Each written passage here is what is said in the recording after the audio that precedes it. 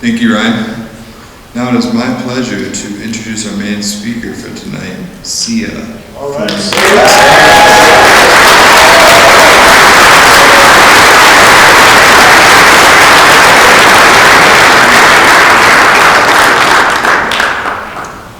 I'll just knock it off. Okay, my name is Sia. I'm an alcoholic too. Hi, everybody. Lindsay, thank you for sharing. Patrick, thank you for inviting me and almost not showing up. And I got a lot of people to thank, and I'm being stared at by a 3,000 watt bulb. So listen,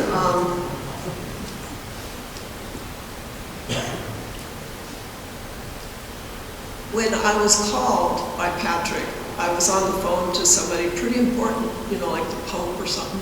And I see this call coming in, you know how it says the name and they start talking, and it said, Chicken Patrick is calling you. I thought, Chicken Patrick? That sounds like somebody from the mafia or something. I better take this, Your Holiness. Him and me, we were both scared. I took the call, and here we are. I'm grateful to be here. I've had 10 pizzas. They feed you before they end in, so I can hardly talk. I'm like going into a hypoglycemic coma. Thank you very much. And I'm grateful to be invited to Denver. I was telling Mariah, who kindly picked me up, and Ryan, about when I came to Denver the last time, many years ago. And so this is a vindication, because when I came to Denver many years ago, there was a Rolling Stones concert here, and it held all the traffic up. So when I got to the airport with my friend I was traveling with, we had to run to catch our flight. And the problem was I had a gun in my luggage, which I forgot. Okay. I forgot, right, like Steve Martin, and I forgot. I had the gun in my luggage because I had gotten married, and my father had given me this gun. No, wait a minute, my father. I'm telling the story, just pay attention.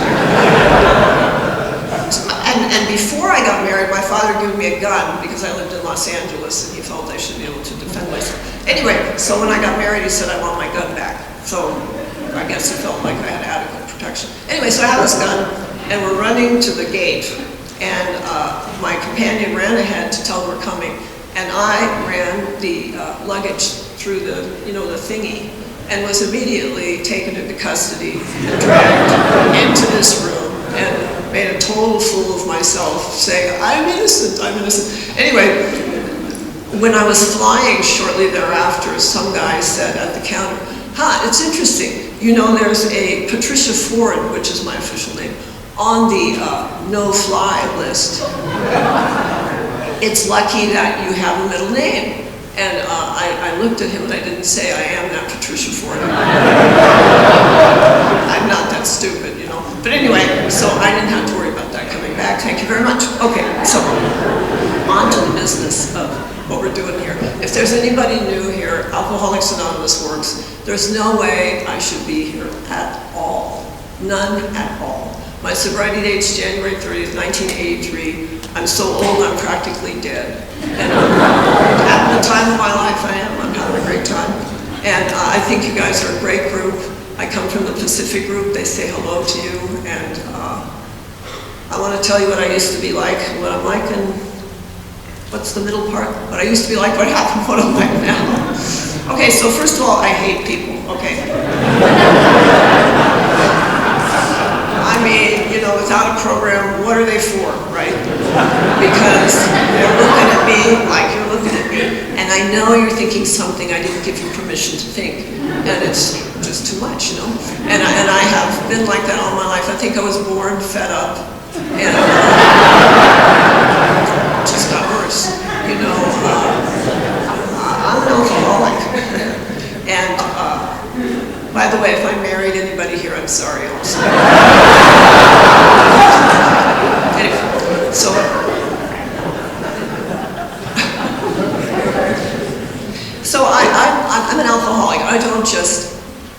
overdrink, okay? I overmarry. I overlike people who underlike me. I underdress, I oversleep, I get it all wrong, okay? And so I am like the angriest person you've ever met.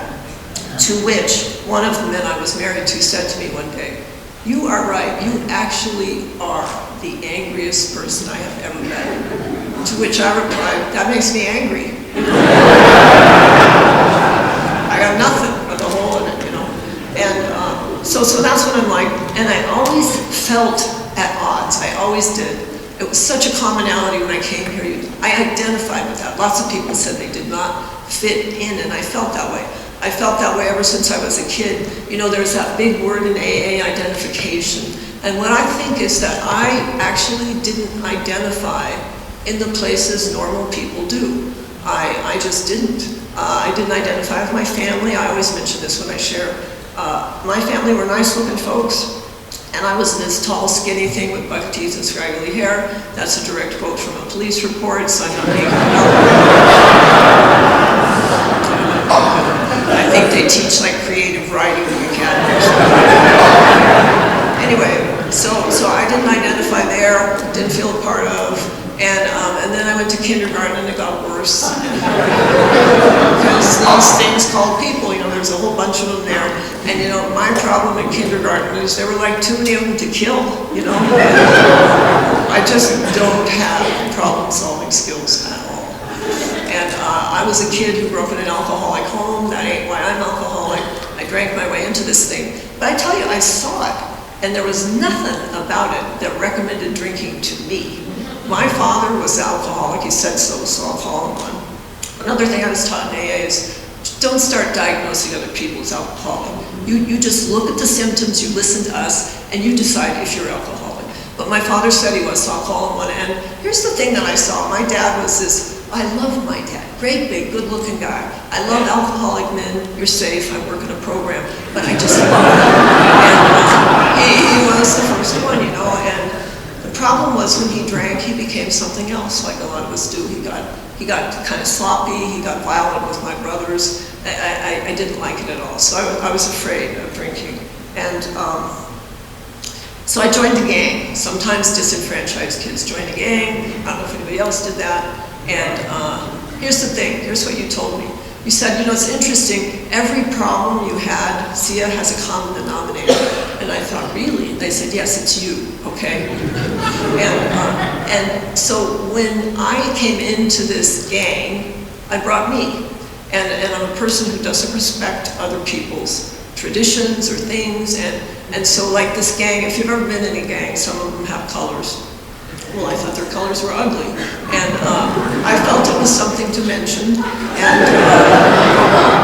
And you know, we read the traditions and we have traditions, but this is what we call them, but other groups have certain rituals that they respect and care about.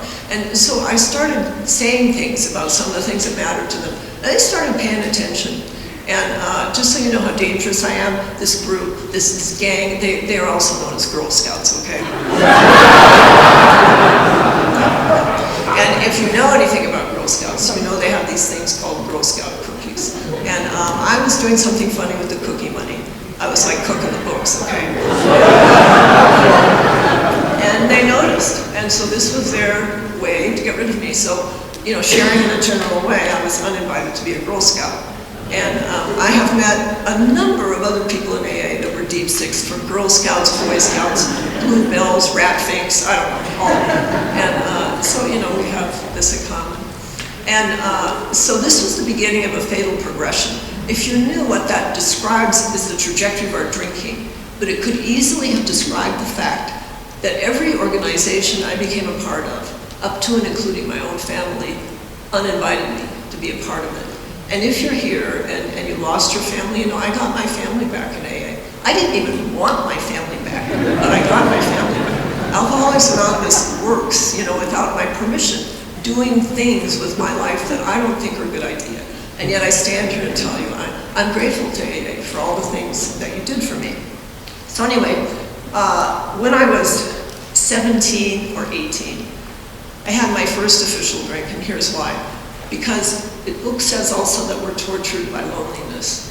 And I was so sick and tired of not feeling a part of. And so I was in this local college watering hole, and people were drinking and having fun, and I had a funeral going on in my heart, and I couldn't stand it.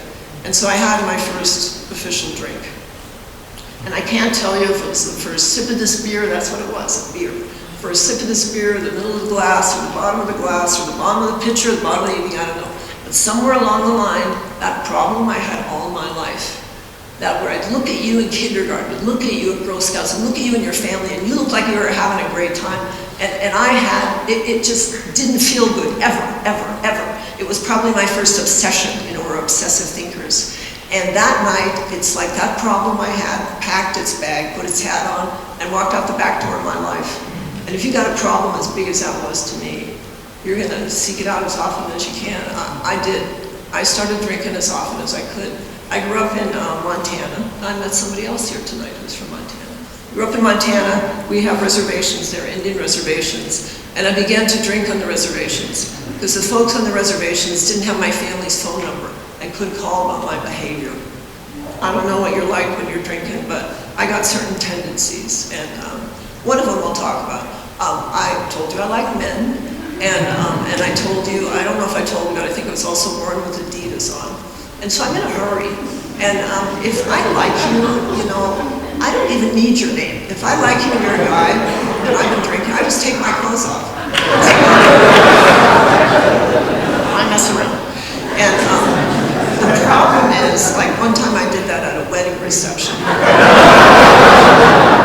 Yeah, I got my timing off there. And so that isn't always a good thing.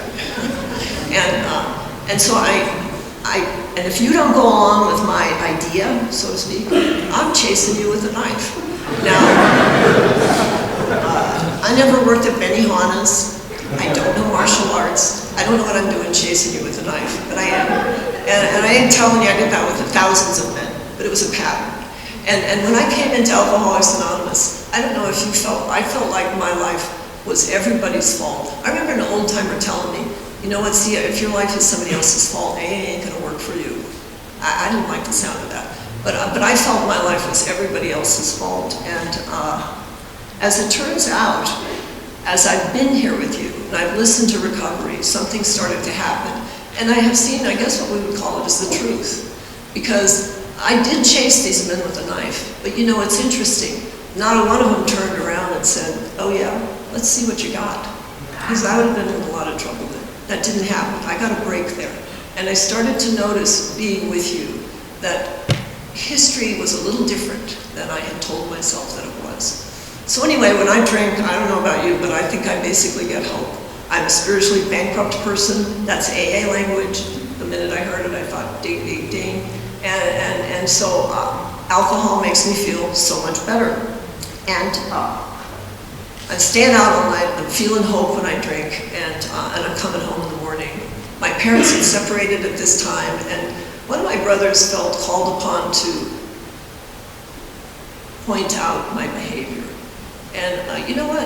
I don't care if you're my brother, I don't care if you're my family, I'll kill you. In fact, I'll kill the whole family, you know? Nobody's gonna talk to me like that. And so we got in a fist fight, and my mom had to get between us. And this is when I became the unwelcome hanger-on in my own family. My mom had asked me to leave. And I ended up drinking in Beverly Hills. And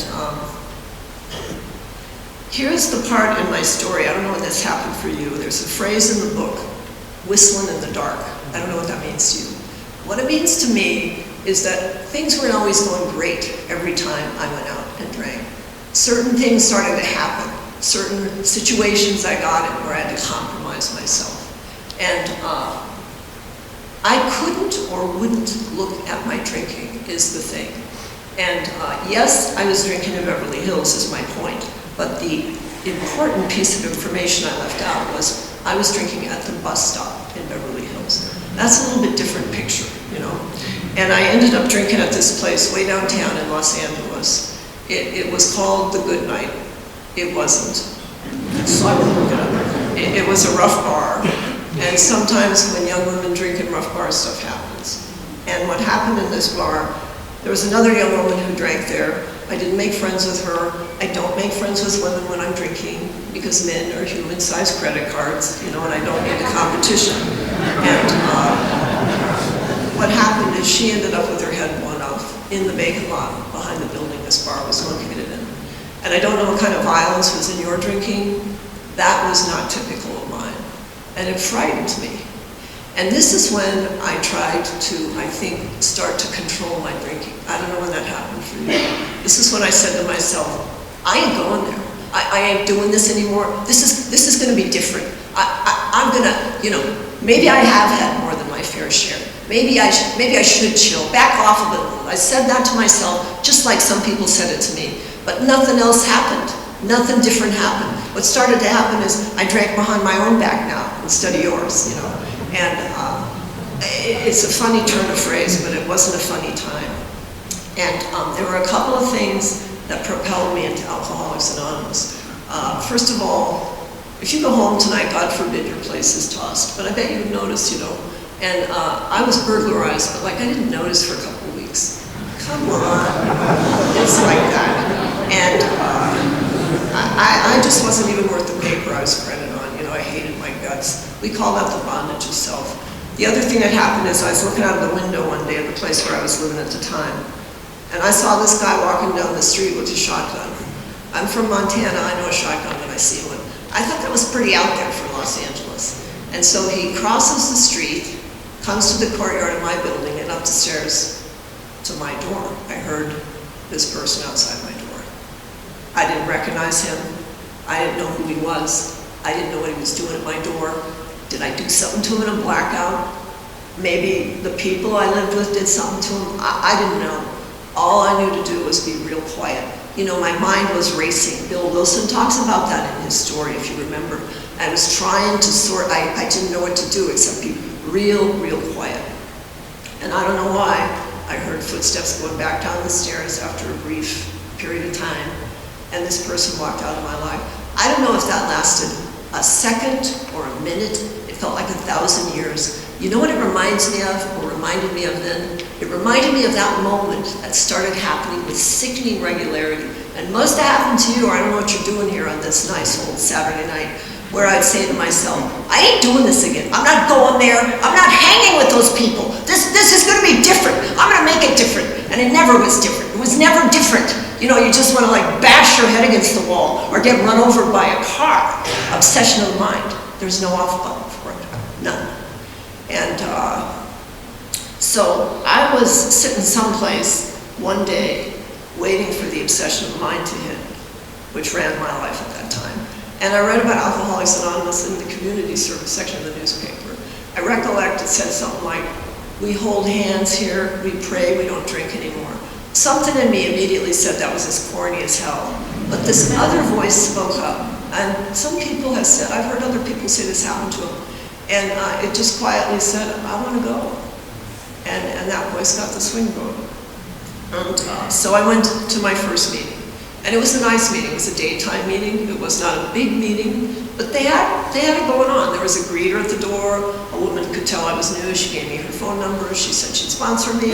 I was put in the front of the meeting because I was new. And the meeting starts. And I got an attack of self-centered fear, just like in kindergarten. And I wanted to get the hell out of there. But I was too embarrassed to get up and leave because fear of people is one of my 100 forms of fear. So like I just shut down.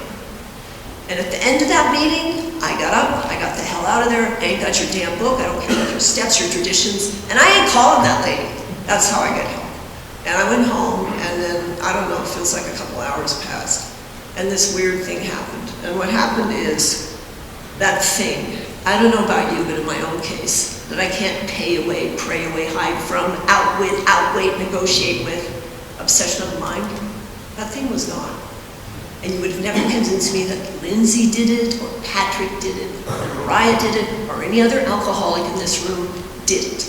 But something happened. I could not deny that. Something happened. And I'll tell you something, that moment has been the dividing line of my life before and after. I drank again, but I could never forget you. And what happened is I had a period some of us call a pink cloud experience. You know, I didn't have this obsession of mine. I was leaping out of bed in the morning. I had dreams, I had hopes, I was pursuing them. But here's the deal. I didn't have your book, I didn't have a sponsor, I wasn't close to you, I was full of self-reliance. And if you're new here, the book warns us about that.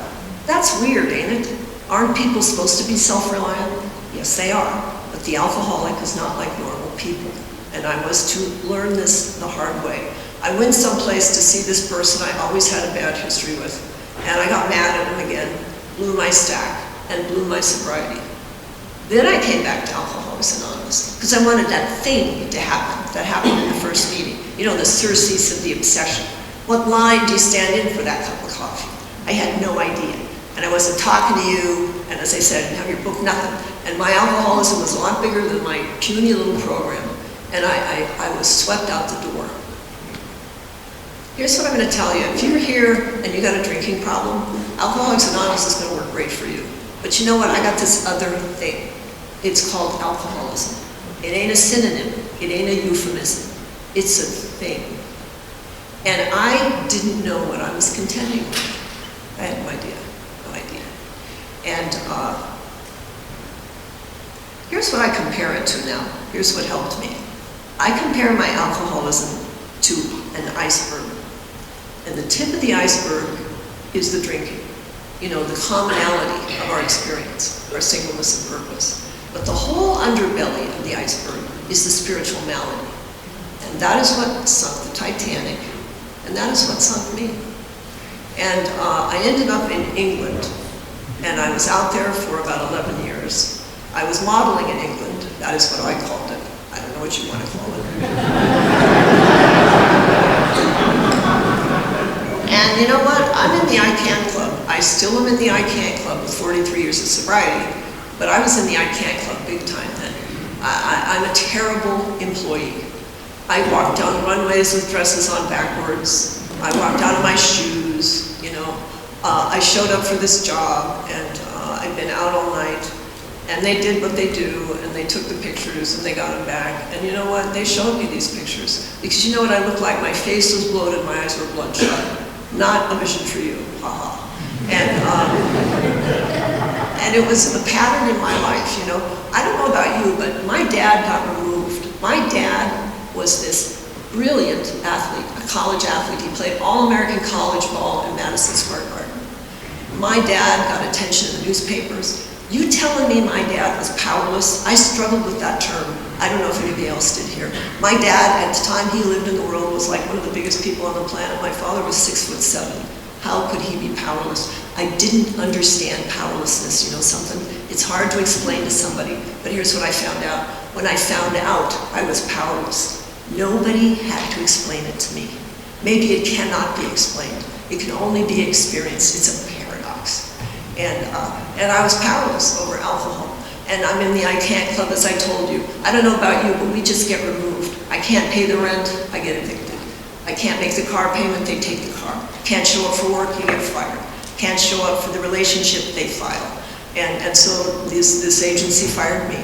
And the minute they fired me, it felt like the Bank of England called. And I was overdrawn at the bank. I thought I had a lot of money. You know, it's that thing in the book about you can't separate the true from the false. You feel insane, like Lindsay talked about, insanity. I had no idea what to do. There's something the book says, God's everything or God's nothing. You know when God's everything to an alcoholic like me, when there's nobody else to call. There was a woman in that business that had seen me in action, and she'd given me her phone number and broken her anonymity. And so I went to a meeting with her in London, and I got sober for the second time. Here was the problem with that sobriety. I had a list of things, since I was being sober with you, that should happen. And the day came and went, and those things did not happen.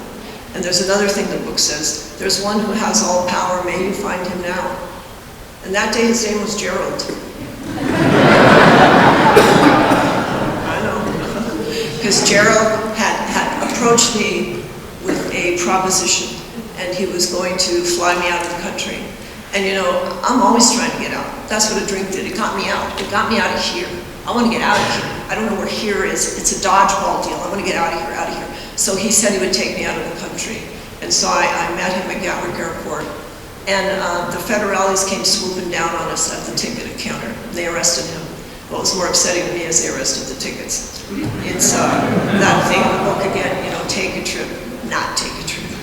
And I didn't have enough program for not take a trip, man. So I blew my sobriety again. And then I did something I didn't understand.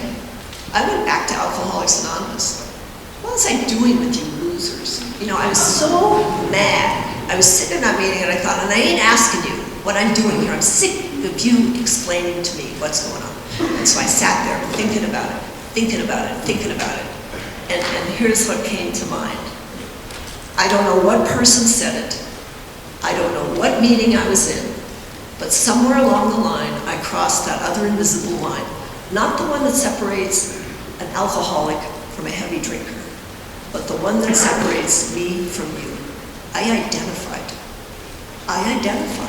I was in trouble, and Alcoholics Anonymous had become my home. That's what I was doing. Not here, but here.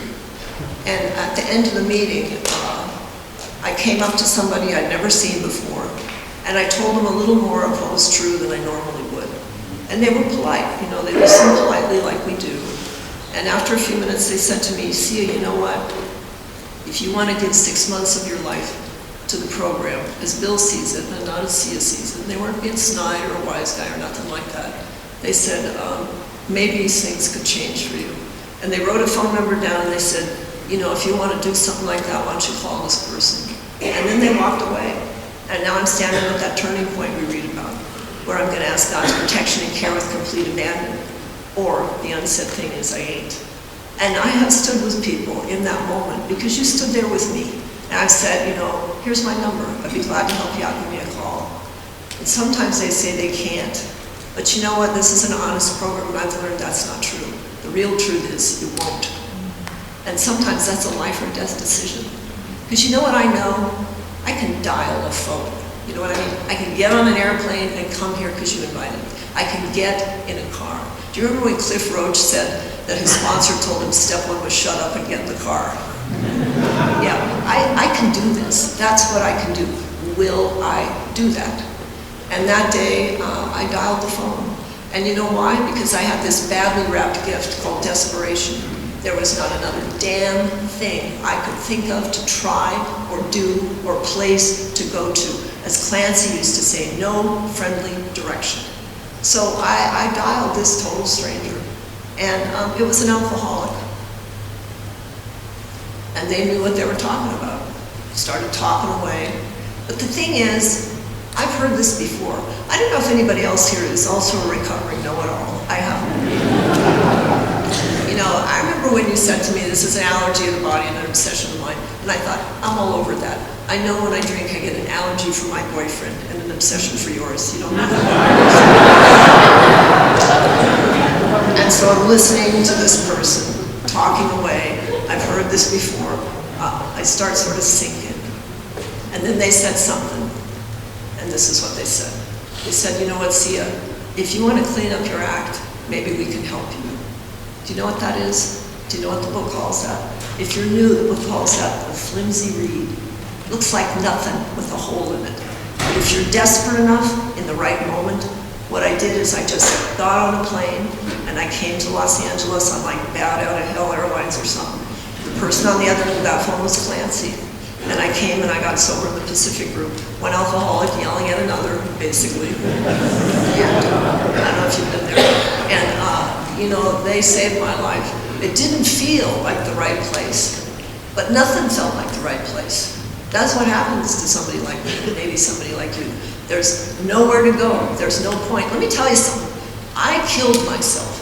People do that. I killed myself. I'm as bad at dying as I am at living. That worked out for me. But what I know, and the reason I'm telling you this is this. I happen to know I am the most dangerous person in my own life. There were people who I think did want to kill me. I'm the only one who did it. And these are important statistics I bring with me. And I thank you for having me here. Because you know what? I need to hear this. Alcoholism lives and breathes. It's incurable. You know something? If somebody in a medical facility had said to me, you have a fatal, progressive, incurable malady, I'd start crying. I'd probably start screaming. I'd call my family. But when people in AA said that to me, full of my ego and all of that, I just thought, nah, you know, I lowballed. But that day, I came.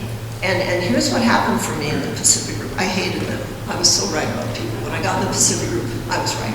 But here's the problem. I come all that way, you know. And Clancy had a woman put me up. They gave me rides to meetings. They were great to me.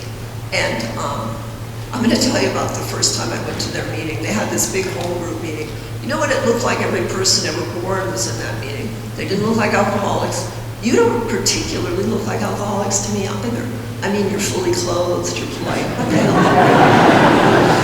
Listening, you're not throwing things. So I go to this meeting, and the guy that gave me a ride noticed I was having sort of a psychotic episode, I guess. And he said, well, you're here, you might as well go to the meeting. And I thought, easy for you to say dirtbag. You got the car keys, you know. I didn't say it, I'm a chicken. And I went in the meeting, and I sat down in the meeting, and we were in the front or something. And I just shut down. I was so scared. And the meeting happened, and I did not remember a thing those people said. But at the end of the meeting, I was getting the hell out of there. And I'm walking to the exit, and some guy heads me off at the pass. And he says, how would you like a coffee commitment? I felt like saying, how would you like me to kick your ass? But I didn't say that, because. And what I said instead to him is, I'm only going to be here 2 weeks, and so I can't take the coffee. He said, sure you can. And I couldn't come up with a lie fast enough, you know. And what I would love to know of that girl all those years ago is to ask her, where are you going now? You know what I mean?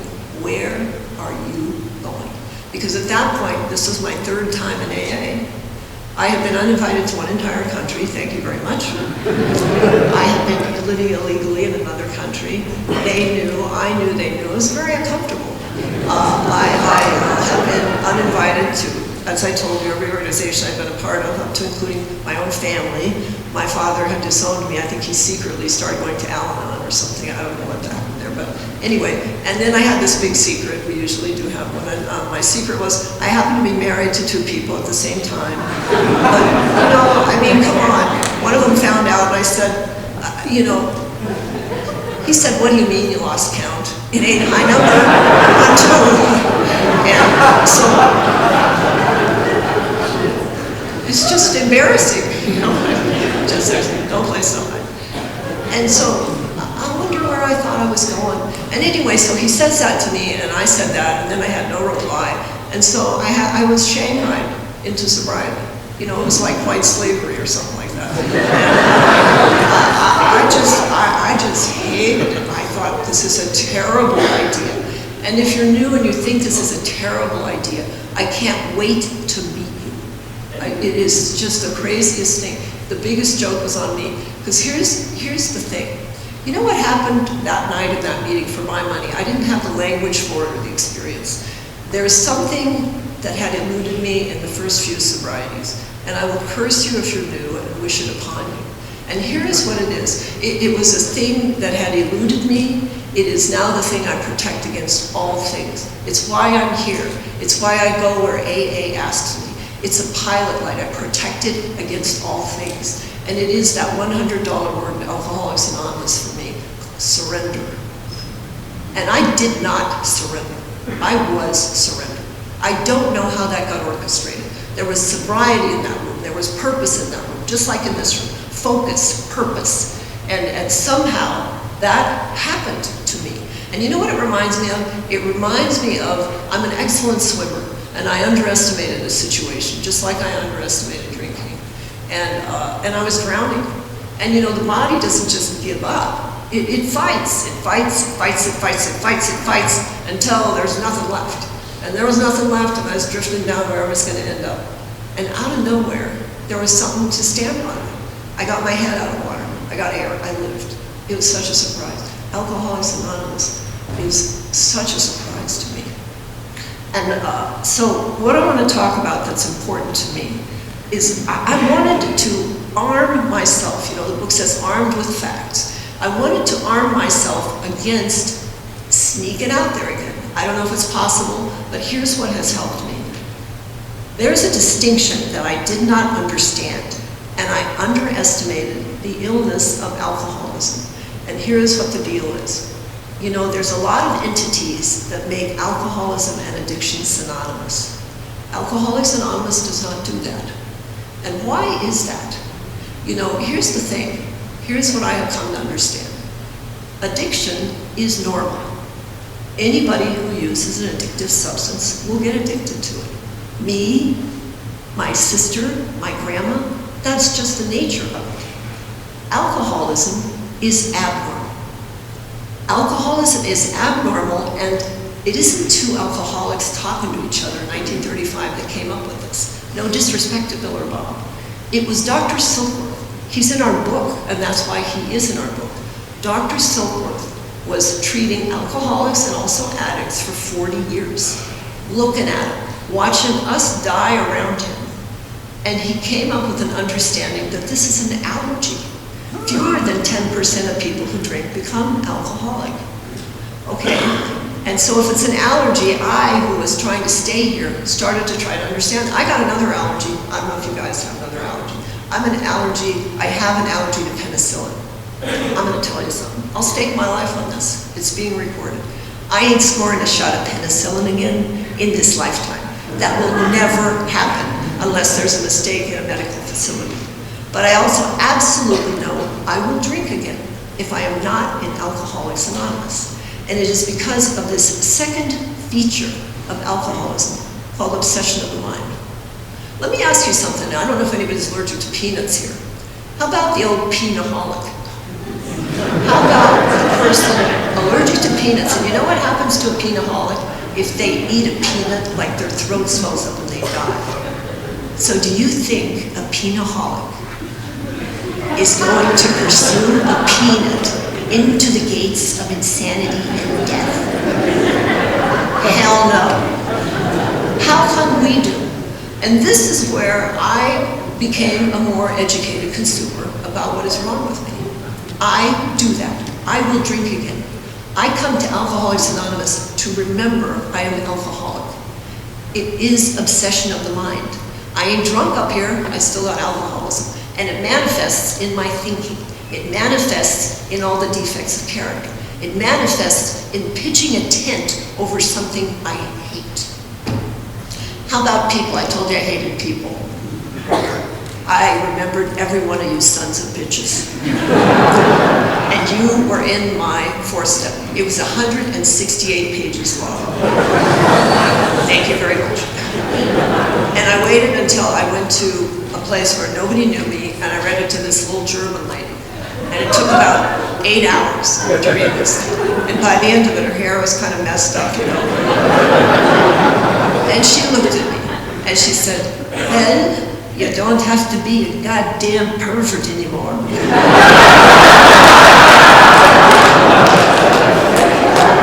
Yeah, there's lots of ways to say it. You don't have to live like that anymore. And I'm telling you, man, if you're new, I ain't here to promote Alcoholics Anonymous. We got a tradition against that. But I'm going to tell you something. Nothing else worked. That's what got my interest. That's what I ended up doing. That's why I was warm in a seat in AA. Because these people were laughing and having fun, kind of like we're doing now. And I wasn't having fun. There was no way I was going to get out of all the problems I had. I didn't know who the President of the United States was. I hadn't paid taxes in years. You know, I had those 2 husbands.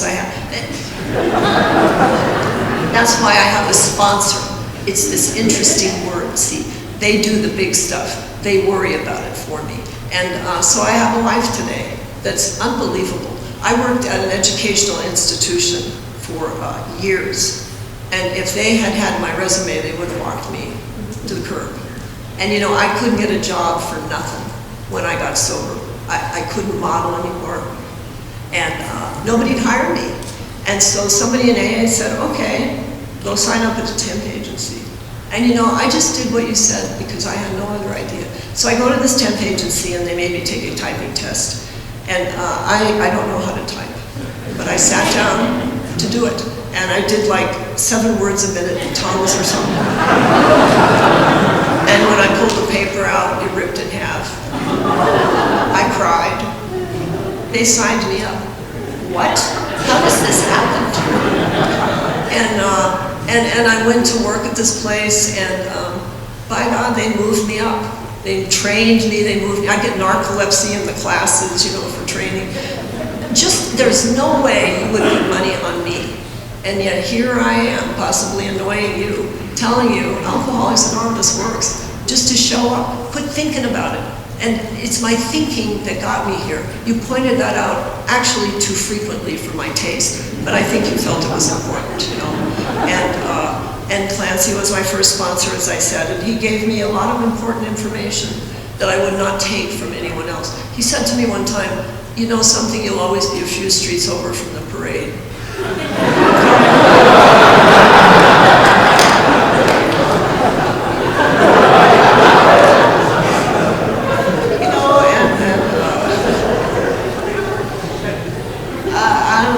It's been a wonderful ride here. Let me tell you about a couple of remarkable things that have happened for me. I had some resentments, as I mentioned, and what you pointed out to me is resentment's the number one offender, Sia. It kills more alcoholics than anything else. What do you say? And so I started taking a whack at these things, and I hated both my parents, and I felt justified. Justified resentment is the most dangerous kind. And you said to me, you're going to take contrary action with your mom. She needs some help. You go be of service to her. So I did. And, I was keeping track. I didn't want AA screwing me or nothing. And so I was keeping track. And you know something? I don't know if I just didn't have a big old chip on my shoulder after a while or what. But one day my mom turned to me and she told me something I never knew. She told me when she was a little girl, she went someplace and somebody assaulted her. And she tried to tell her mom about it. And her mom couldn't believe it or wouldn't believe it, something. My mom told me this and she just fell apart. She collapsed at my feet. She was sobbing. And I was looking at my mom, and something like that happened to me when I was a kid. It happens to a lot of kids. And it was something I wasn't going to ever tell anybody. I was going to die before anybody knew about that. And when I came in AA, you said to me, you know what, Sia? You will stay as the secrets you choose to keep. That's called pride. And there's no way that God can get between you and that. And so one by one, I had divested myself of these things. And as I looked at my mom, I realized I had been healed of this. It did not hold me. I wasn't pitching a tent over that anymore. It had been removed. I didn't think my way out of that. You said you ain't gonna think your way out of alcoholism, Sia. You have to act your way out of it in concert with a sponsor. And I guess I was surrendered enough to do that. And there's something that the great Cubby Selby said once. He said, the most sacred ground is where an ancient hatred is turned into a current love. And when I saw my mother like that, my heart just broke open for her. I felt compassion for her. I was healed again in that moment. And that was a wonderful freedom and happiness. I didn't even know, those are words, but when it happens to you, when you can wake up in the morning and not have to drink, when you can wake up and see people you always hated, and you're like glad, you ruined my life, okay, AA, let's just get to this. Because I'm a big goober now. I cry, I like people, it's disgusting. And I keep coming back trying to figure out how you pull this off, all right, and there it is, okay, so there it is. But anyway, and then the other thing was that my father, my father, I told you, was an alcoholic. My father never went to AA. And I don't think I want to tell you this one. Sorry.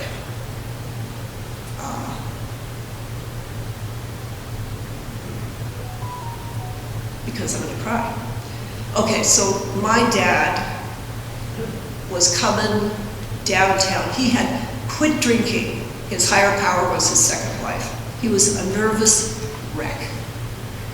He's coming downtown and he has a stroke. And then he has a car wreck. And he staggers out of his car because he's blind, apparently, as it turns out from his stroke. And he's a big man, as I told you. And I guess people thought he was drunk again, and nobody was helping him. And his best friend in the whole world happened to come the long way downtown and come upon him as he was staggering down the street. and he got him into his car, and he got him to the hospital, and my dad died 24 hours later. God damn it, he didn't die in the gutter, you know. And this is when things that I was not going to let go of, like a faith in God. Are you telling me there ain't a God? See a Ford. Okay, things like that. That's because I'm hanging around you guys. And so I have this life, and I'm able to be helpful to people, which is so laughable. Because I remember in the Pacific group, I was kind of a pain in the neck. And they said, you know what, we hope if you stay sober, you get 10 just like you, you know? And I sponsor people, I know it's incredible. They're very sick when they choose me. Not just but you become something you didn't think you'd ever want to even be. I did. And I love you, Alcoholics Anonymous. And I'm a fool.